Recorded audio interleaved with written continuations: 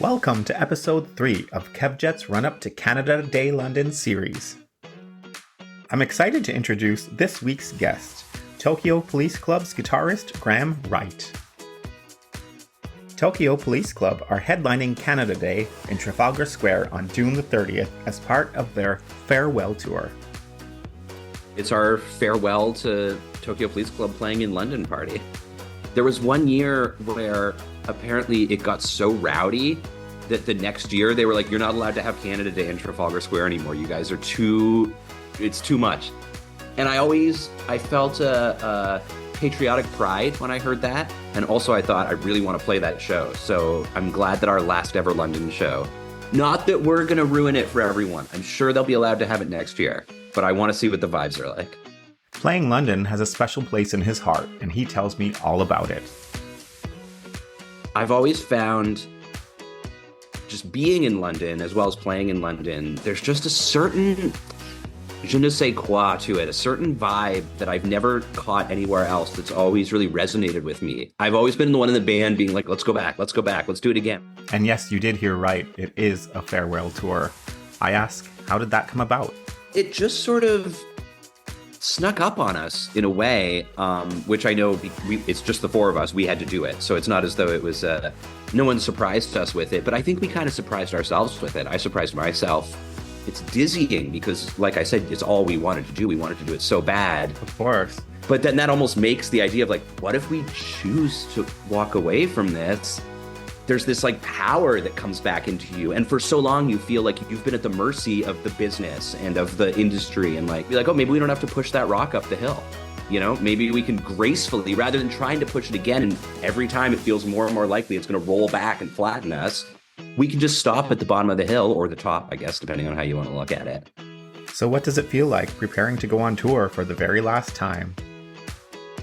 It's a gift, really, to have, like I was saying earlier, you miss so much. You don't remember to look around. It's moving too fast. You're tired, blah, blah, blah, blah. Mm-hmm. But this is a chance that we know we've got this much time. And so now when it's 5 a.m. lobby call and I'm exhausted, I want to remember that it's like, yeah, but also this is maybe the last 5 a.m. exhausted lobby call. The last time I'll smell what like a Holiday Inn lobby smells like at 5 a.m. with the eggs have just started cooking and no one's around yet. And the tired desk person is almost ready to go home from their night shift. Next time you coil the cable and pack the trailer, it's going off into the sunset. Sitting in that van, watching the world go by, I think is what I'm going to miss maybe almost more than anything else. So what does the future look like for Graham Wright? I'll keep making music. I'll tell you that. It will have music in it. The future for Graham Wright will never not have a guitar and a notebook full of lyrics. And where that leads me, I look forward to finding out. Catch Tokyo Police Club in Trafalgar Square on Sunday, June 30th. But until then, enjoy my conversation with Graham Wright. Welcome to Kevjet the podcast, Graham Wright from Tokyo Police Club. It's me. I'm here. Thank you so much. I'm really happy to be chatting with you. Yeah, it's very exciting. It's a new series that Kevjet is doing. It's the run up to Canada Day London, which you guys are going to headline. Yeah, I heard about Canada Day London years ago because I keep referring to this and I hope they're not like, please stop talking about that. But there was one year where apparently it got so rowdy that the next year they were like, you're not allowed to have Canada Day in Trafalgar Square anymore. You guys are it's too much. And I felt a patriotic pride when I heard that. And also I thought I really want to play that show. So I'm glad that our last ever London show, not that we're going to ruin it for everyone. I'm sure they'll be allowed to have it next year, but I want to see what the vibes are like. Yeah, it was rowdy. I was there. Oh, wow. Yeah. So I don't know if it was rowdy as in like, people were enjoying their alcoholic beverages and the music, which led to people going into the fountains, which they do not like in Trafalgar Square. The special fountains. Yes. So when it did happen again, there's lots of security around the fountains, which helps because it actually stopped the show. And they were like, we're shutting down if people do not get out of the fountain. Well, that's it. There's this threshold of how nuts a show can get. and it's fun, and you're on stage, and it feels very heady to be looking out and seeing people climbing trees or whatever. But if it stops the show, then all the energy gets like smashes into a wall, and it can get weird really quickly. And Of so you course. always want it to go to just below the maximum, but never push the actual threshold, lest your whole party get completely ruined. It's going to be great. It's a great party atmosphere. What are your expectations for it? I genuinely have no idea what to expect. I don't even know if I've been to Trafalgar Square. I mean, I must have at some point in my travels, but it's been 20 years. And so I can't even in my mind's eye quite picture what it's going to be like to be standing there. But I've always found, just being in London as well as playing in London, there's just a certain je ne sais quoi to it, a certain vibe that I've never caught anywhere else that's always really resonated with me. I've always been the one in the band being like, let's go back, let's do it again. I don't care if we don't make any money. And cooler heads have prevailed, which is sad for me, but probably good for my finances. Uh, but yeah, so what I'm expecting is just to hopefully really be in like a nexus of those vibes, like outdoors amidst the architecture, but also amidst the people and amidst the Londonness of it all. Yeah, I'm expecting it to be cool. It's very cool. I'm very excited for the day. I'll be mooching around backstage, doing some interviews. Yeah, it'll be great. So I'm looking forward to having you guys over and meeting you all and just having a party because that's what the day is about. Yeah, and it's our farewell to Tokyo Police Club playing in London party. Yeah, let's So talk double about double that. for us. Let's talk Yeah. about that because it's like the farewell tour. What actually brought the final tour? How did that happen? Well, it just sort of snuck up on us in a way, which I know it's just the four of us. We had to do it, so it's not as though it was no one surprised us with it. But I think we kind of surprised ourselves with it. I surprised myself because you start the band. We started the band when we were in high school, and typically when you start a band, it's because you want to be in a band really bad. And then we got to do it. We got to the record came out and it had profile, and we got to tour, and it became our job really quickly. And so the one thing that never happens in those days is you like decide to do it. It just the opportunity presents itself, and it's a no-brainer. You obviously go towards it and you walk through every door that's opened, and then you look for more doors to open or to kick down or whatever it is. And then you blink, and it's been 15 years, almost 20 years, and you realize that you never really made the decision to do it. And once that enters your mind, it starts to become like, oh, every time, especially now, where you write songs, record a record, release the record, tour to promote the record, do it again. That's kind of like in the business they call that an album cycle. Sure. And you really go album cycle by album cycle, especially as you get older and you're a little more protective of your personal time. And so in the early days, there was a lot of gradient. Like you'd be touring for one album, but also deeply busy writing the next album because you couldn't stop. But now it's like, okay, let's take like 3 months, 6 months, go hang out with our kids. People live in different cities, blah, blah, blah. So consequently, when it comes time to start again, everyone does kind of have to like pick it up and combine that with the fact that, the job has changed for a million reasons. Yeah, just what it means to pick it up again, both because we're older and our circumstances have changed, and also the industry has completely transformed since we started doing it. Like it's basically unrecognizable at this point. And all of that combined, especially with the intervention of COVID, knocking things even further off axis for a few years, that it just kind of, we realized that we didn't have to do another album cycle. We didn't have to pick it back up. And then all of a sudden we looked at it from that angle, and I think that we just kind of were struck by what the possibility meant. And it's dizzying because, like I said, it's all we wanted to do. We wanted to do it so bad. Of course. But then that almost makes the idea of like, what if we choose to walk away from this? There's this like power that comes back into you. And for so long, you feel like you've been at the mercy of the business and of the industry, and like when you get an email that says, hey, this door is open, you have to go walk through the door because we're not Kings of Leon, like we can't take 5 years off and pay our bills. And so to be like, oh, maybe we don't have to push that rock up the hill. Maybe we can gracefully, rather than trying to push it again, and every time it feels more and more likely it's going to roll back and flatten us, we can just stop at the bottom of the hill or the top, I guess, depending on how you want to look at it. I think it's pretty much going to be at the top because looking at the tour, there's lots of sold out nights, and you're adding extra dates, and it looks like Yeah. you're going to be walking out at the top. Well, and that's not that we considered this at all, and it really genuinely was a surprise to us, the extent to which people responded enthusiastically. And that really defined how it became. We initially were like, okay, like let's put out the songs and we'll do one last show in Toronto at the Opera House or something, which is, that's like a 650 capacity venue in Toronto for any non-Torontonian listeners. And then it just took on a life of its own, which has also been so cool and narratively satisfying, because that's what it was like for us in the early days. In like 2006, 2007, you'd announce some show, you'd announce some tour, and then you'd be getting phone calls that day being like, oh my God, we got to size it up. We got to add nights. We got to go to a bigger venue. So we thought that was normal, which is, probably was not good for our brains and expectations in those days. But to get to feel that one more time is a really nice way to cap it off. Of course. And you're kicking off in Halifax, which is my little hometown.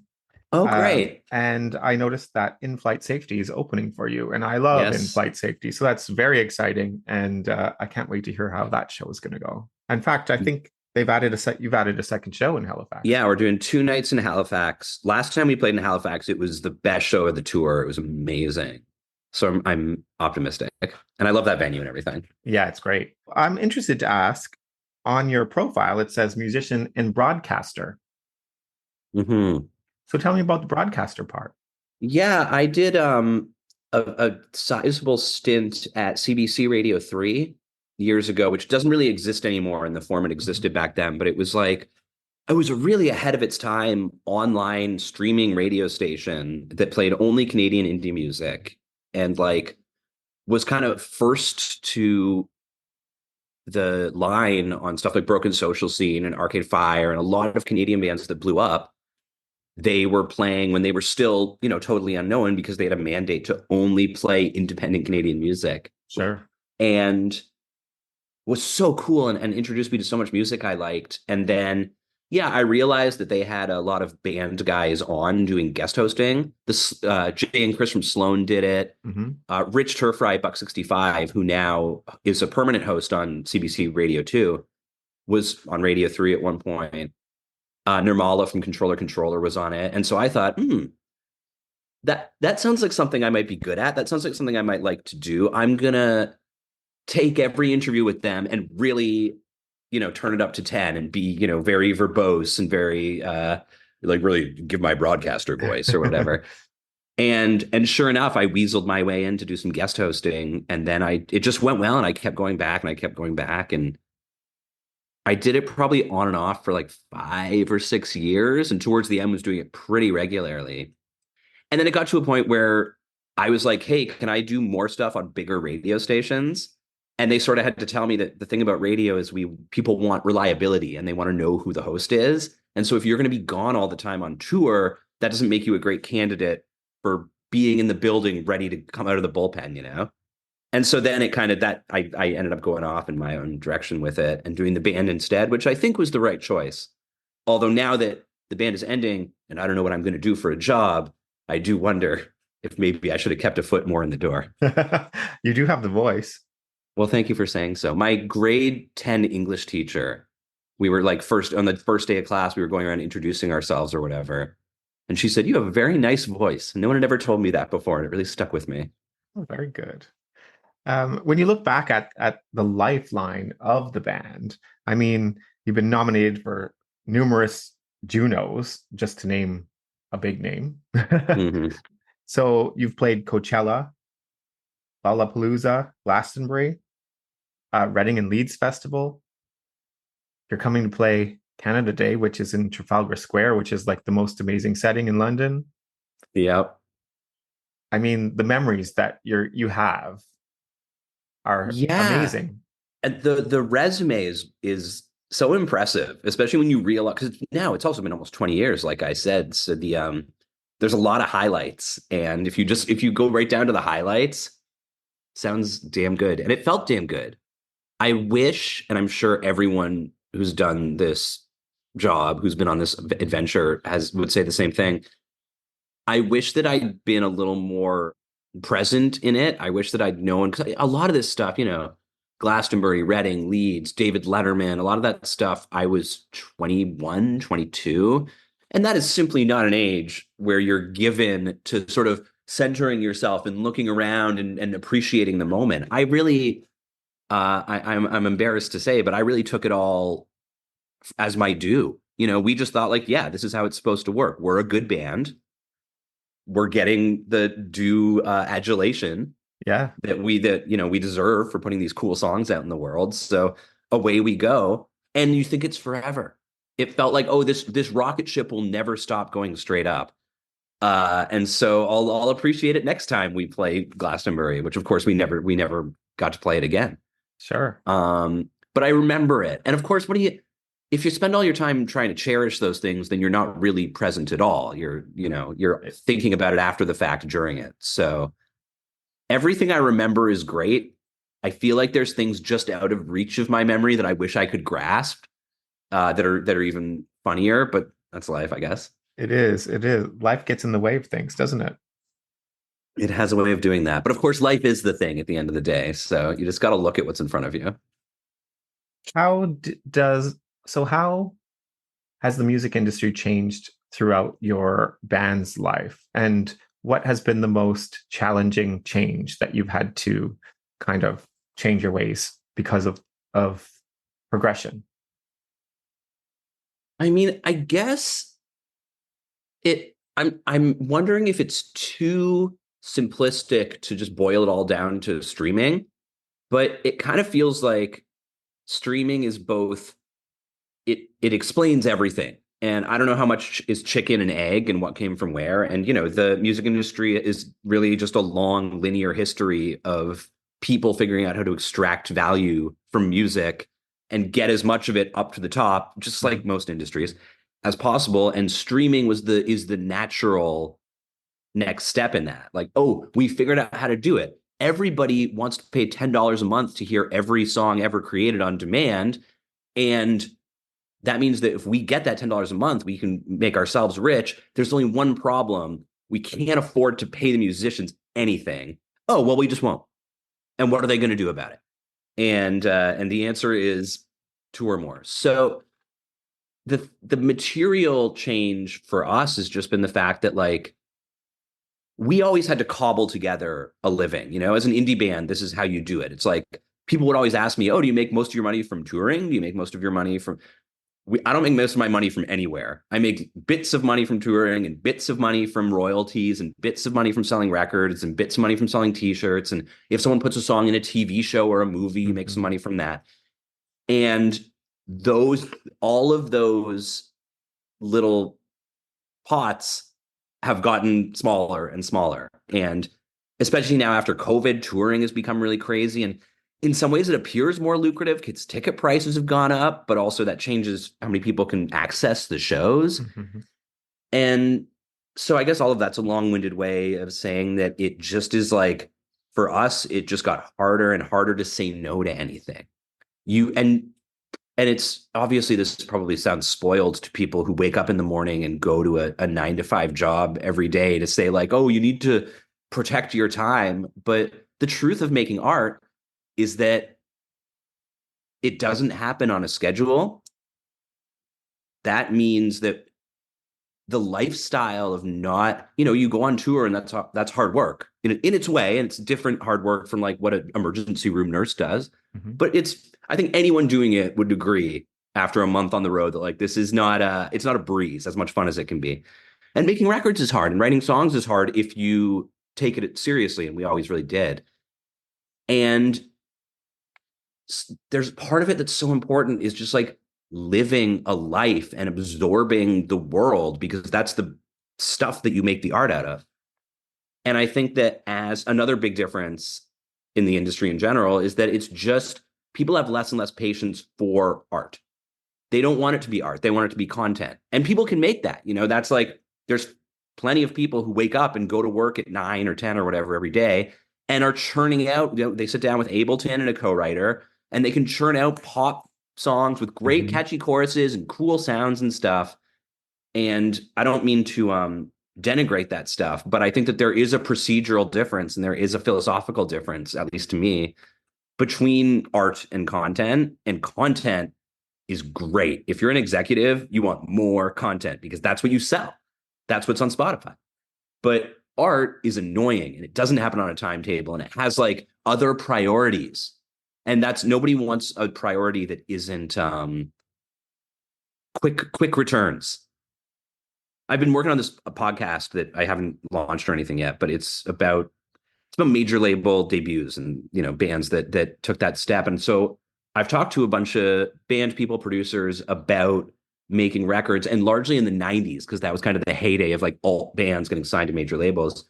And it's amazing. I expected them all to have these horror stories, but the main thing is like, oh no, they would sign a band and then wait 4 records for them to break. And they would develop it and they would let it grow and let the band become what the band was going to become. And sometimes it really worked. And I think that's not, that kind of long-term thinking is not in the cards right now. It's very instant. It's very TikTok right now, and very of course. Yeah. So like social media. And so I guess you guys have had to find your way, because when you first started, there was no social media. Yeah, there was MySpace, and we were really known as a MySpace band. Okay. It was kind of, to my awareness, was sort of the first social media. I think so. Yeah. And so we've been there through all of them until the next one, I guess. Yeah. So how did you adapt to that? Did you have someone to do your social stuff, or were you guys hands-on? We were hands-on. And I was always an internet guy. I was always a real computer geek in high school and everything. I spent a lot of time on message boards and I was going to say Googling stuff, but I don't even know if it was Google in 2000. I don't think it was. I don't know what it was, but yeah. Yeah, me neither. I don't even remember. But it was natural for me to be like, ooh, I ran the MySpace and I liked interacting with people and responding to messages. And I liked having a platform. I liked people listening to what I said. That's a real, I like to talk, and it's fun when people listen, even if, it has less to do with what I'm saying and more to do with what band I play in. Beggars can't be choosers. And so at first I thought, Twitter, what a cool thing. And I get to talk directly to our fans, and Instagram, posting pictures. That stuff's really fun. We were really into blogging. We were really into making like little videos that we would post on the internet. And the thing that, again, got in the way of all that is that we were doing it perhaps not as art. I wouldn't say that my Instagrams or our blogs or anything quite would qualify as that, but for fun, the way that in high school we would get a handy cam and spend the weekend making a movie, some silly thing, because it was fun. It was a way to make something with your friends, which is just what the band is. But then, of course, it goes into the machine and they're like, ooh, content. Sure. And so over the years, social media went, for us, or for me at least, from something that was a fun, natural, honest way to just engage with the fans and like provide sort of a corollary to the music itself, just like a music video would be, or an interview or a photo shoot or whatever else. And then it, of course, slowly but surely becomes an obligation. And then it starts to be like, it's really ideal if you do an Instagram twice a day at 11 a.m. and 4 p.m. Like, exactly. You're on tour, and it's really, again, this sounds probably so spoiled, but there's something about sitting in a van for 6 hours every day that just makes it really difficult to do anything. Of course, I'm sitting there for 6 hours. I can do stuff on my phone. I can do stuff on my computer. No, I can't. My brain is fried. I can stare slack-jawed out the window. And being on tour and people think it's really exciting, and it's just kind of sitting around and waiting for a long time. And then the show is like 90 minutes, and then you're on to the next sitting and waiting. Yep. And you're not seeing much. You're seeing a lot of venue backstages and your bus or your van, hotel lobbies. Mm-hmm. And I like that. And I'm looking forward to doing it one last time. I've really come to love that lifestyle. There's nothing like it. Are you guys going to document this last tour? Somehow, yeah. I mean, I got my camera. I'll certainly be taking a lot of pictures. We haven't discussed yet the notion of like bringing someone to film it to whatever end. And a few people have reached out, documentary Sure. makers or whatever. And it's really hard to know because on one hand, I think that it would be great to have it documented. And I do think it's an interesting, not just an interesting thing that it's our last tour, but the moment at which we are doing it, not and in the music industry, and also like we're touring through the States in November, and like there's like we're gonna be there while they have the election. And so, Wow. and I think that juxtaposition of, this sort of indie band on its last ride with this, the context is so glaringly unavoidable. I think that's really interesting. But also, when you bring someone in there to document the tour, it changes the very nature of it. You're now when you're on the bus in the safe space with you and the crew, the touring party, where it's like, it's just us. We're all here together. Now there's someone, not just another person, but the possibility of untold other people. That's And that right. changes how you experience it and how you behave and stuff. And I don't want to adulterate our experience of the last tour because the most important part to me is that we get, I don't know, that it's meaningful because it's already Sure. so meaningful. I want to get that meaning out of it. And I want to Of be able to course. look back on it. It's a gift, really, to have, like I was saying earlier, you miss so much. You don't remember to look around. It's moving too fast. You're tired, blah, blah, blah. Hmm. But this is a chance that we know we've got this much time. And so now when it's 5 a.m. lobby call and I'm exhausted, I want to remember that it's like, yeah, but also this is maybe the last 5 a.m. exhausted lobby call, the last time I'll smell what like a Holiday Inn lobby smells like at 5 a.m. with the eggs have just started cooking and no one's around yet. And the tired desk person is almost ready to go home from their night shift. And that's an experience in the world. And I want to savor it. And if there's a person standing there with a video camera, I keep miming that they're using some gigantic video camera from 1994, but I don't know if that'll enhance the experience or take away from it. So Yeah. TBD in short. Interesting. Very interesting. How did the pandemic change any dynamics within the band? I mean, I think we're still learning about that. Yeah, Canada's was really strict. We had already by that point, a couple of the guys had moved to one guy to the States, one guy to East Coast Canada. And so we were already, there was this newish phase for the band of being far apart. Hmm. And the pandemic popped right into the middle of that, so in some ways it didn't derail us at first that much because 2020 was always going to be a light year and people were gone anyway. So especially at the beginning, it felt really natural. And one thing that we all know how to do is live with no schedule and nowhere to go and nothing to do because between tours, you learn how to fill those days without just staring at the TV for 24 hours. Um, but I think it was kind of has to do more with what I said earlier, where it's just like the momentum was already ready to flag just because of all the various circumstances of geography and everything else. And so having this enforced stop really let the momentum like,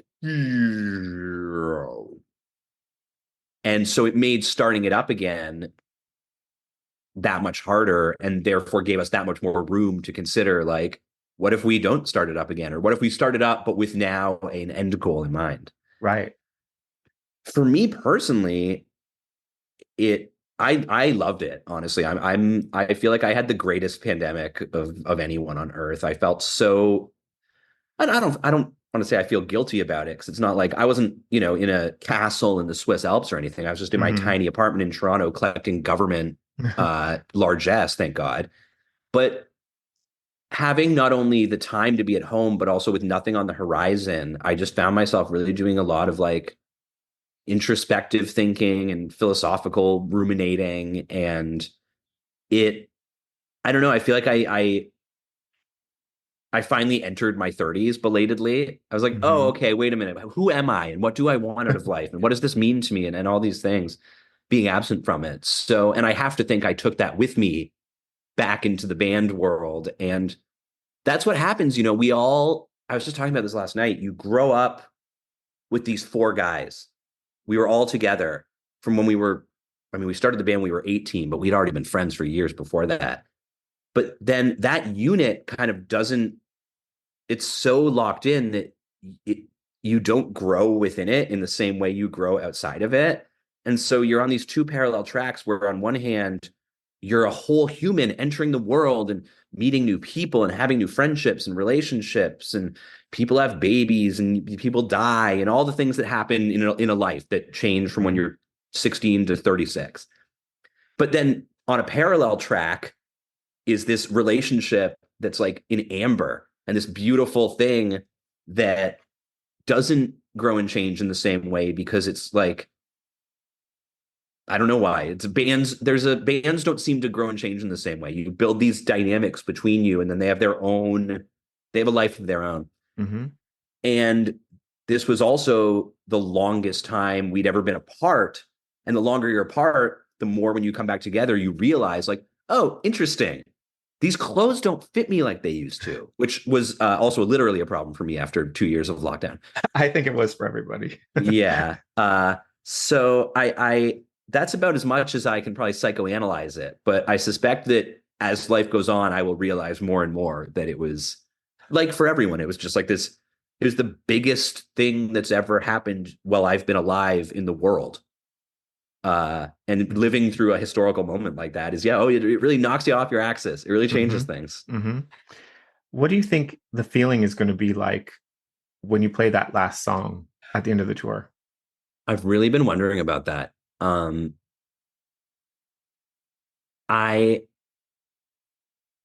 have no idea. I don't even think that I'm close to comprehending what it might feel like. Because on one hand, I've done a lot of last shows of tour, and the last song is always triumphant, and there's no small amount of relief.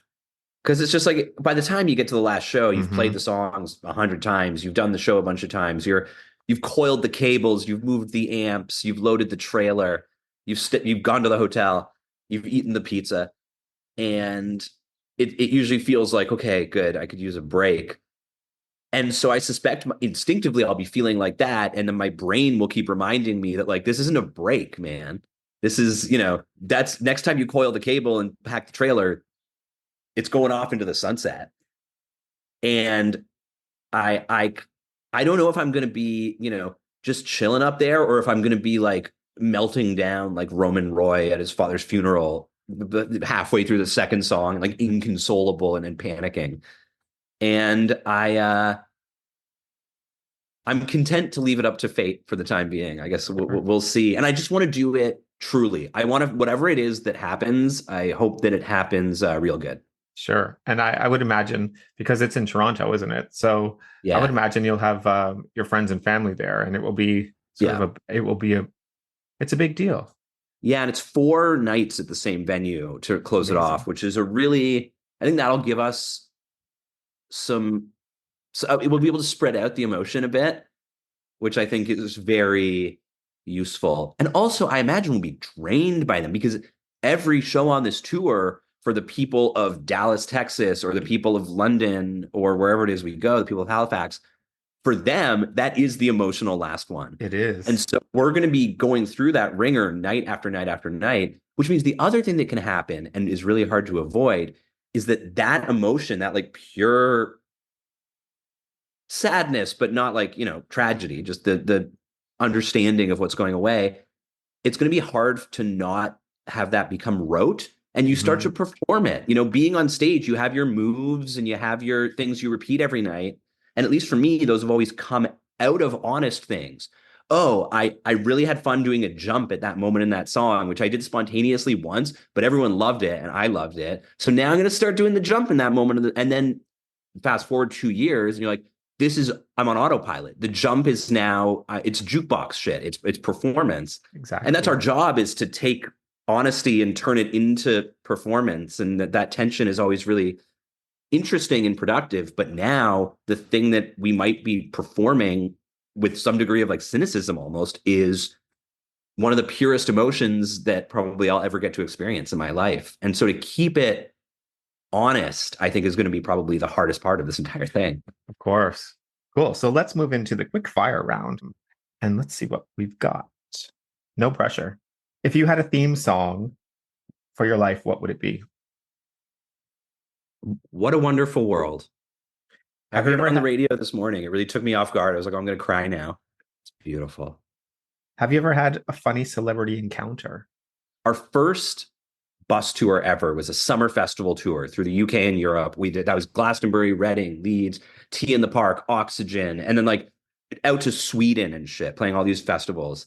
And it was all the same bands are always on the bill of these things, of course.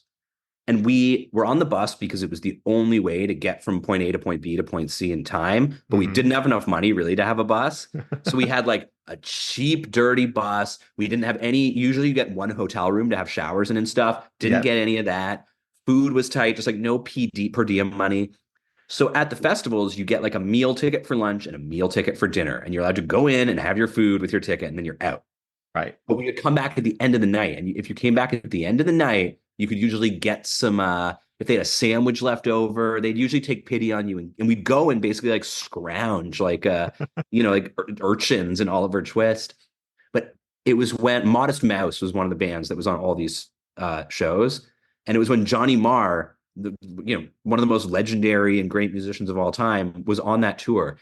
And I swear to God, every single time we went to the catering tent to try and scrounge leftovers, Johnny Marr would be sitting there alone eating like a huge sandwich that was obviously the best thing that was left. And every time we'd like, Johnny Marr. And we never talked to him. And I don't know, I would love someday, I hope I get to meet him and ask him, because surely he must have noticed at a certain point these like sad Oliver-esque, watery-eyed Canadians watching him eat our sandwich that we were dreaming of. We're like, Johnny Marr, you're a rich man. Give us your sandwich. Buy a sandwich. Give us your sandwich. And that was, I can see him in my mind's eye. I don't know if he literally had a guitar on his lap, because some of these memories you start to mythologize yourself. You tell the story too many times. But in my mind's eye, he's sitting there with one knee up, big lanky leg, beautiful jazz master sort of on his lap, just eating this giant, beautiful sandwich. And I probably cherished that memory more than I would have ever cherished the sandwich. But yeah, absolutely mocking us. Dave, our singer, was once asked specifically to sign a record for, I think the singer of Disturbed, whose name I'm spacing on is David something, I think. Sorry to him if I'm getting it wrong. But I remember it was in the heyday, it was like 2010. Champ had just come out. And I remember it because there's a video. We had someone taking video of us, and there's a video of Dave spelling out the man's last name as he signs this record. Because the guy was like, I love Tokyo Police Club. Could the singer sign a record for me, I guess? Amazing. Which I found quite amusing. What's the strangest talent you possess? I'm really good at reading a Wikipedia article, like cold reading it for the first time in a way that I think is engaging and dramatic. I wish people asked me to do that more often, honestly. I love doing it. I love whipping it out. Have you ever had a "you won't believe that happened" moment? I feel like in a way my entire career has been a bit of a "you won't believe that happened" moment. We once had to like walk across the border with all of our instruments because our van broke down. And we were like, the walking border is just this little turnstile, with the metal crossbars. And so we had on the bridge in Niagara Falls, America/Canada, one guy had to go through, and then we had to, all of our giant cases, which didn't fit in the turnstile, we had to push them over top of it. So on some grainy security camera at the border, they just see these 4 shaggy 23-year-olds start pushing giant boxes over the border. But they did let us into Canada, and they just seemed like they really felt sorry for us at that point. And frankly, we deserved it. Oh my goodness. What's the strangest thing you've ever found in your pocket? The One Ring. No. I find like bits of food in my pocket more often than especially like my breast pocket. I'll be at a restaurant or something and like eating a chip and whoa, it crumbled. And I'm like, it just went right in my pocket. Or the turn-ups of my jeans too. They'll collect. It's not good. I have like this mess. I make mess when I eat. I don't know. I'm almost 40 years old. I got to stop having food go in my pockets, At least you get a but I snack don't know at the end of how. the day. Yeah. Exactly. I'm saving it for later. What's your favorite part of the day when you're on tour? Well, this tour we're not doing the van, but I there's a part of me that kind of loves the drive more than anything else. The liminal space, especially, well, everywhere, but especially in America, I've found because there's so much to see out the window. The if some days, like if you're driving, particularly around the Southwest, you'll go through what looks like five different planets on one drive. And you'll like come around a corner and all of a sudden you're in this beautiful valley. And then you come around a corner and you're in salt flats and there's mountains. And just like sitting in the passenger seat, like I said earlier, staring slack-jawed out the window. Hmm. Over the years, the more time I've spent out there, it's all great. I love getting the first coffee. I love the show most nights. I love after the show when you finish the show and you get like that post-show beers. Great. But sitting in that van watching the world go by, I think is what I'm going to miss maybe almost more than anything else. I was just thinking of another question, actually, talking about the show. How important is interacting with the fans going to be on this tour? Really important. And I am curious and excited to see what it ends up being like. Hmm. Because, I mean, we have been, it's so hard to say stuff like this and not sound disingenuous. And it kind of gets back to what I was saying earlier about how there is a performative nature. And, you know, we've all worked a room and we've all schmoozed and pressed to the flesh. I'm sure you know how that feels. Hmm. And sometimes you have to remind yourself it's like, I'm not schmoozing right now. I'm having a human interaction. But of course, it can be weird with fans because they don't really like, they don't know who you are. They know the music you made. And so you're not having the kind of human interaction that you'd have with like your brother or your old friend or whatever. But still, you're like, okay, you love the music we made and it means something to you. And you're trying to express that. And that's, I mean, that's not to be too corny, but that's what it's all about. That's the Hmm. only reason you get to do any of it. And people have already been so kind and sweet and like forthright with their feelings about what the band has meant to them and their memories. And this is something that social media can do really well. It's Hmm. provided a way for people to really quickly, you know, even if it's one sentence, oh, I loved this show when you played this song, it was so special. They, you know, no one is ever going to take the time to write that in a letter and send it to your PO box, but now you get to hear it. And hearing it in person is, I think, going to be really beautiful. It's going to be a lot, you know, and people are going to want to tell you their whole tale. And for a long time, we were selling the merch ourselves after the shows. Josh, our guitar player, and I would man the merch table and sell the t-shirts. That we didn't need to have another body in the van. And we found it was really something to do. And it was a great way to interact with fans. Hmm. But we talked about it for this tour and we were like, the lineup will never end because every single person is going to want to talk to us. And Hmm. we're going to have to be like, I need to sell a t-shirt to these other 300 people. And so we're not selling the merch this time. We're just going to only devote ourselves to yakking with people and taking pictures and stuff. I think it's going to be beautiful. And I think it's going to define the tour. I mean, and of course, the show itself is ultimately an interaction between us and the fans.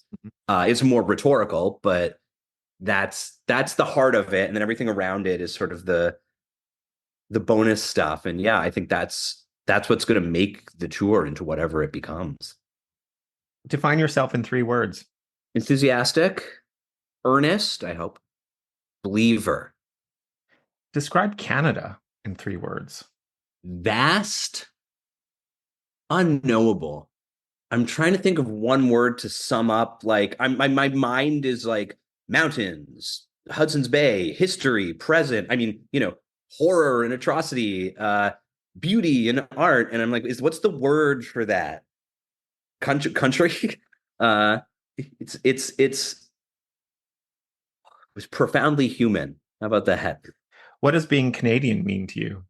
Well, for me, and there's many ways to be Canadian, obviously. For me, it's been a stroke of damned good luck. You know, it's I realize more and more as I get older, I arrived in a place at a moment as a type of person who it's been a real smooth ride. Even talking about COVID, just I went on the website every 2 weeks and pressed a button and they sent me money. And that was what I did. And I was like, great, now I'll send this money to the beer company that brings me beer. And none of my shirts will fit me anymore. And you know, that's not to be glib, but And with the, obviously we've benefited so much from like the granting system and the way that the government supports. Again, I feel obligated to has supported some kinds of the arts, and certainly a lot of the arts that are conducted by folks who look like me. And I think that's all starting to agonizingly slowly change. But I think that more and more, and I'm sure as I look back as I get older and older, I'll be like, holy shit, that's about as good a deal of cards, as good a hand as anyone ever got dealt on day one of their life. And so I hope I've played them with some degree of responsibility. What does being a man mean to you? I feel like I'm really figuring that out. I feel like I was a boy. And I mean, even making a distinction between boy and man connotes certain things that to different people that I may or may not actually endorse or believe. But I think it means maybe being responsible for being alive among people, understanding that you are one among many, and one stitch of the fabric of this quilt that makes up, your community, your city, your country, the planet. And not only remembering that and being aware of that, but understanding that that brings with it a certain responsibility to your fellow human, to, I guess, just act in a way that if everyone acted in that way, it would be a sustainable way to live. That's easier said than done sometimes, and especially in our line of work, which making art, God knows the history of the arts is riddled with, selfish assholes who I don't think behaved in any of the ways I'm describing and made great art. To the point where I think there's a real, still strong belief that the path to making great art is via selfishness, and I really don't think that that's true, and I really think that's a pernicious lie, and I think that's also true in business. And in politics, it might actually be true, which might be, part of the general issue with things right now everywhere. But yeah, I don't know. It's so increasingly important to me as I get older and spend more time in the world, just to be like, boy, love is the only thing really that has like meaning, and to spread love and share love, and whatever that means. The love I have for my fiance is different than the love I have for my bandmates, is different than the love I have for a stranger on the street or someone I'll never meet in another country. But I think of all of those things as manifestations of like what it means to be human beyond like a brain and a body that walks around and eats, And I think that that's, whether it's a blessing or a curse that we're the animal that has that knowledge, it's what we got to work with. And I think that you got to work with it in a positive way, and work towards, a better understanding. There's a friend of mine went to like an artsy high school, and he took a class called Becoming Fully Human. That was just sort of, a hippie multidisciplinarian thing. But the title of it always stuck with me. And I feel like our task is to become fully human, or my task is. And I think that, so being a man to me means trying to become fully human, and in all the ways that all the ways that turns out to mean, which is, I think I'm just at the beginning of understanding that. What does the future look like for Graham Wright? But this is the first time in my life I probably haven't had a solid answer for that question. Because I always knew I wanted to play guitar. I mean, since I was old enough to want to do anything, I wanted to be in a band. And then I was thinking about this yesterday. I was just sitting on the couch and it hit me. I was like, and I got to. I mean, I wanted it so bad. And then I did. Not only did I get it, I kind of like got it for free. It worked right away, and then I got to do it for 20 years. So I don't even know how to decide what to do next. And luckily the tour is big enough, and there's some runway for me before I have to figure it out. But I'll keep making music. I'll tell you that. It will have music in it. The future for Graham Wright will never not have a guitar and a notebook full of lyrics. And where that leads me, I look forward to finding out. Last question. Is New Blues in the set list for Canada Day? Because I do know someone that would be very upset if it wasn't. I think it probably will be.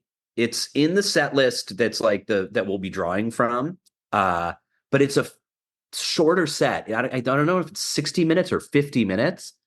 And New Blues is like almost a 5-minute, and so sometimes it does get sliced. However, I will note that it has been requested and pass that on, because sometimes that's how you make the decision. By the executive of Canada Day.